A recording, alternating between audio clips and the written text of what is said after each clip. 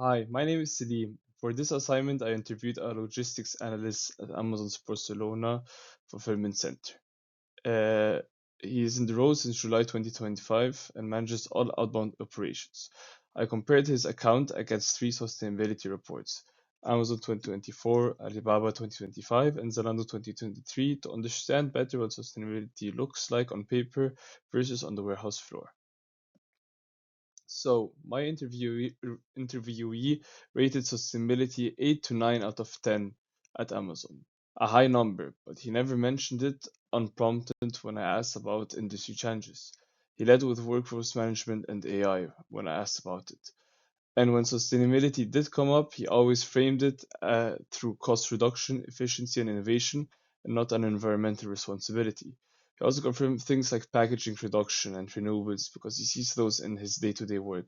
But when it comes to the social side of sustainability, like worker rights or supplier ethics, he didn't mention it at all, even though it's a big focus in reports.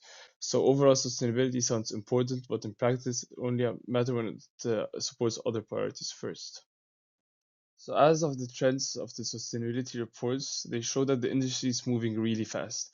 Amazon, for example, rolled out over 30,000 electric vans and cut single-use plastic packaging by more than 60% in 1 year. Alibaba's Kainos network is already running almost all urban deliveries on new energy vehicles, and even Zalando, despite missing some targets, reached 99% recycling packaging. But when you look at what actually reaches the warehouse, it's different. My interview could see things like packaging changes, renewables, and the shift to electric vehicles, sometimes indirectly, but through things like load sizes and stuff. But on topics like circularity, supplier accountability, or Scope 3 emissions, it just never reached that level for him to see, even though they're central in the reports.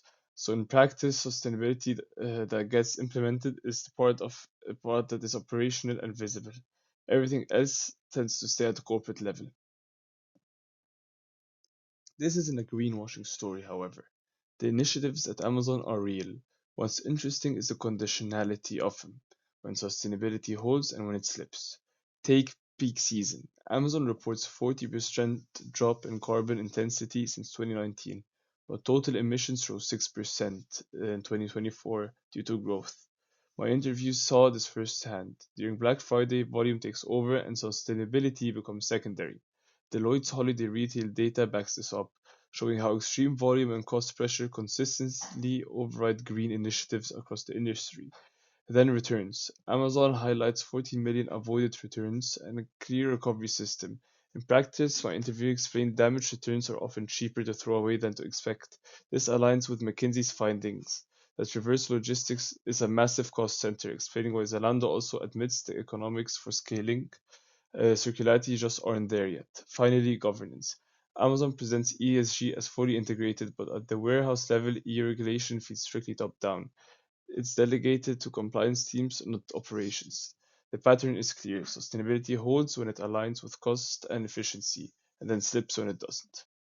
So, to summarize the five barriers that explain this from the interviewee's statements as well as reports, is first operational pressure. Speed and customer demand always come first. Sustainability loses when there is a trade off. This is also something explicitly in the review said. Second, recovery economics. It's often cheaper to discard than repair, so circularity doesn't scale as Zalando showed. Third, governance distance. ESG stays at the top and reaches the warehouse only as process changes. And then fourth, technology limits. Solutions like EV exist, but scaling is still slow, as seen as well in the Alibaba report. And then finally, the business case.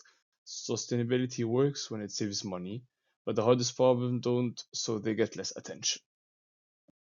So reflecting, the finding that surprised me the most was that I expected carbon to dominate, but every operation answer came back to the packaging. Carbon is invisible at warehouse level. The analyst doesn't decide what vehicles run the routes, he decides what goes in the box. Even Zalando, one of the most committed companies in the space, didn't fully meet their targets. The economics run out before the ambition does. Going in, I assumed the barrier was commitment. Coming out of it, I think the real barrier is incentive structure. Amazon sustainability works when it saves money. That's exactly where it stops. The gap between theory and practice isn't about intent, it's about how the system is designed, and that's what needs to change. Thank you.